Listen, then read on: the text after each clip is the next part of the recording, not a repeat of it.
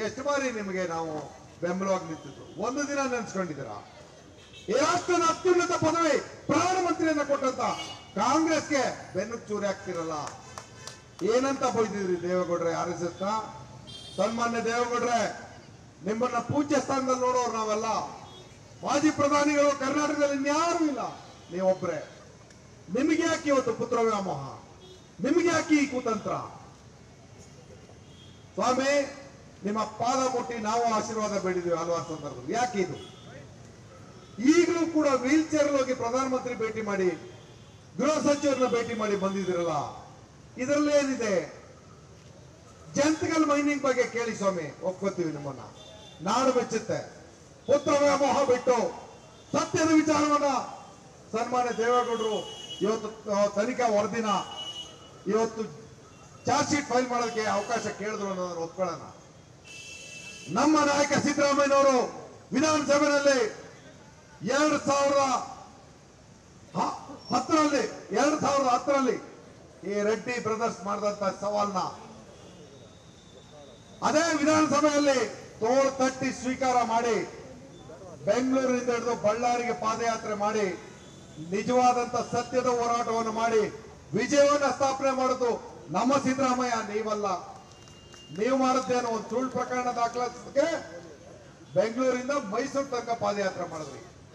ದಯಮಾಡಿ ಇವತ್ತು ನಾನು ಕೇಳ್ತಾ ಇದ್ದೀನಿ, ಸಿದ್ದರಾಮಯ್ಯನವರ ಒಂದು ಸಹಿ, ಒಂದು ಆದೇಶ, ಒಂದು ಫೋನ್ ಕಾಲ್, ಯಾವ ವಿಚಾರ ಇದ್ರೂ ಕೂಡ ನಾವು ಕಾಂಗ್ರೆಸ್ಸಿಗರು ನಿಮ್ಮ ಮುಂದೆ ತಲೆ ಬಗ್ಲಿಕ್ಕೆ ತಯಾರಿದ್ದೇವೆ. ಇಂಥ ದೂರ ನಾವು ಬಹಳಷ್ಟು ನೋಡಿದ್ದೀವಿ. ನಾವು ನೀರಿಗಾಗಿ ಹೋರಾಟ ಮಾಡಿದ್ರು ಕೇಸ್ ಹಾಕಿಸ್ತೀರಿ. ಯಾವುದೋ ಕರೋನಾದಲ್ಲಿ ನೀವು ಹೊಡಿತಿದ್ದು ಲೂಟಿ, ಕರೋನಾದಲ್ಲಿ ಲೂಟಿ. ನಿಮಗೆ ಎದುರ್ಕೊಳ್ಳೋರು ನಾವಲ್ಲ. ಮಂಡ್ಯದಲ್ಲಿ ನಿಜವಾದ ಚಡ್ಡಿ, ರೈತರ ಚಡ್ಡಿ, ಬಿಜೆಪಿ ಚಡ್ಡಿ ಅಲ್ಲ. ಆ ಬಿಜೆಪಿ ಚಡ್ಡಿಗೆ ಇರಲ್ಲ ನಾವು. ನಮ್ಮ ಮಂಡ್ಯ ಚಡ್ಡಿ ನಿಮಗೆ ಗೊತ್ತಿಲ್ಲ ಇನ್ನ. ನಿಮ್ಮ RSS ಚಡ್ಡಿಗೆ ಎದುರಲ್ಲ ನಾವು. ನಿಮ್ ದೂರು 100 ಕೊಟ್ಕೊಳ್ಳಿ, ಅದಕ್ಕೇನಿದೆ? ಅದಕ್ಕೇನು ಲಂಗು ಲಗಾಮಿಲ್ಲ.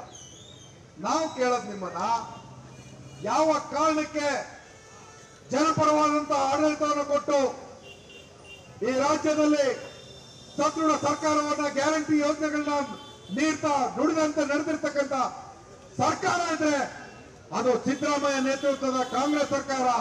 ಬಲಗೈಯಂತೆ ನಿಂತಿರ್ತಕ್ಕಂಥ ನಮ್ಮ ಬಂಡೆ DK ಶಿವಕುಮಾರ್ ಅವರ ಹೆಗಲಿಗೆ ಕೊಟ್ಟಿರ್ತಕ್ಕಂಥ ಸರ್ಕಾರ. ಯಾರು ಇದನ್ನ ಮುಟ್ಲಿಕ್ಕೂ ಸಾಧ್ಯ ಇಲ್ಲ. ನಮ್ಮ DK ಶಿವಕುಮಾರ್ ಅವ್ರಿಗೆ ಎಲ್ಲೆಲ್ಲಿ ಸ್ವಾಮಿ ತಗೊಂಡೋಗಿ TR ಜೈಲ್ ತನಕ ತಗೊಂಡೋಗ್ಬಿಟ್ಟಿದ್ರಿ. ಏನ್ ಮಾಡ್ಕೊಳಕಾಯ್ತು ನೀವು? ನ್ಯಾಯಾಲಯ ಅವ್ರಿಗೆ ನ್ಯಾಯ ಕೊಡ್ತಾನೆ ಬಂದಿದೆ, ಆದ್ರೂ ನೀವು ಬಿಡ್ತಿಲ್ಲ. ಆದ್ರೆ ಕರ್ನಾಟಕದಲ್ಲಿ ನಾನೊಬ್ಬ ಗಂಡು ಮಗ ನನ್ನನ್ನು ತೋರ್ಸ್ಕೊಂಡು ಹೋರಾಟ ಮಾಡ್ತಿರ್ತಕ್ಕಂಥ ನಮ್ಮ ಪಕ್ಷದ ಅಧ್ಯಕ್ಷರು ಮತ್ತು ಉಪಮುಖ್ಯಮಂತ್ರಿಗಳು DK ಶಿವಕುಮಾರ್ ಅವರು ಇಡೀ ಕಾಂಗ್ರೆಸ್ನ ಮತ್ತೆ ಬಡದಪ್ಪಿಸಿ ರಾಜ್ಯದಲ್ಲಿ ಒಕ್ಕೂರನ ದನಿಯನ್ನ ಗೂಡಿಸಿ